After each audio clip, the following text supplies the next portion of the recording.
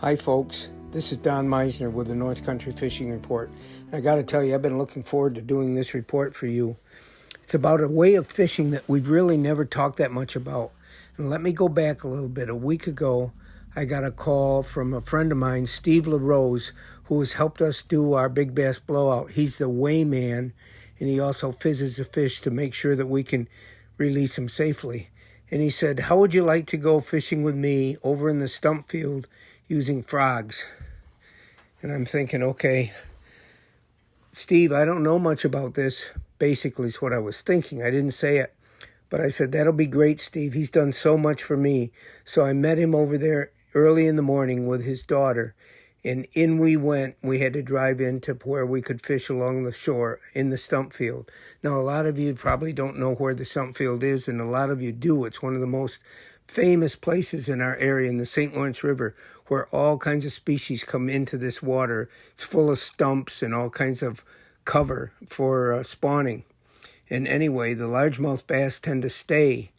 Now, right now, it's all filled in with thick weed cover. And what we need to realize is that as it gets this time of the year when the lakes and the waters we fish, where all this weeds grow up so that they sort of form a mass over the top of the water, the fish go under that.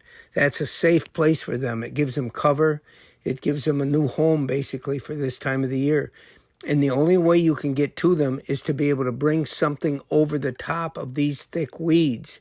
And these frogs, that's what they're called. They're soft plastic baits made by a number of companies. Snag Proof is one of Steve's favorite companies that does this, so you can recognize the name. But anyway, they're completely snag proof in the weeds. They're designed to come over the top. The hooks are already embedded in the lure, and they're underneath it so that the hooks are shaped upwards. And here's what you do. You cast these frogs out, and then no matter where you cast them, you let it sit there in the water a minute, and then you start your retrieve. And the key is to make them look like something these fish want to hit. And I said to Steve, so now, once you cast it out there, what are you going to do? How are you going to fish it? He said, you got to discover what works for you. He says, a lot of times I'll jerk it or I'll gurgle it, whatever, and make it make a lot of noise on the top. That draws their attention. But there's certain things you got to realize about this. If you're going to go and try to pull these fish out of these thick, heavy cover, you've got to have a rod that's strong enough and line that is really heavy that you can pull through this. Steve uses 60-pound braid. I only had 15-pound on my rod when I went with him. And here's what I found.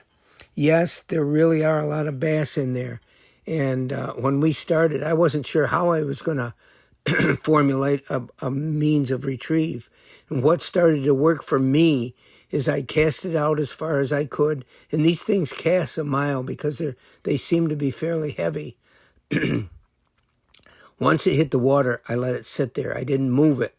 And maybe 10 seconds later, I started a slow, even retrieve where I'm barely turning the reel handle and allowing this frog to start crawling its way back across the water.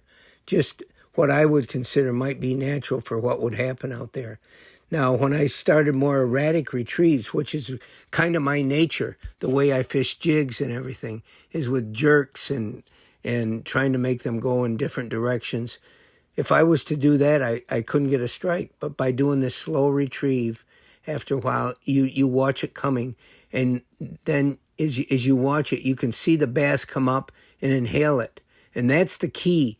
You got to hope that they inhale it. And a lot of times you don't know. If you're going to be successful, you've got to wait a second till you can feel them so you know that they've got it in their mouth. And then you give a moderate hook set and you start the battle. And you're going to fight with weeds, you're going to fight with the cover. But it was really interesting. On that morning, I had a number of strikes, a number of blow-ups that didn't get hooked. But I actually caught 3 nice, I'll say 17-inch largemouth bass. I don't know how heavy they were, 2 to 3 pounds. And I wouldn't have possibly been able to catch them at all using anything else. It's a fun way to fish, and here's why I wanted you to know about it. When the fish get in those places, you don't have any place else that you're going to catch them. You can have open water all around and they might not be in there. They're going to be undercover. So it's a great place for anybody. I was thinking at the time, what a good technique for kids to do, because all you got to do is start reeling it slowly, and then to be able to see the fish strike, that's half the fun for kids. And it really can be effective. So I'm hoping some of you might give it a try. It would work in almost any water, any place where there's heavy cover. Until next time, folks, this is Don Meissner with the North Country Fishing Report.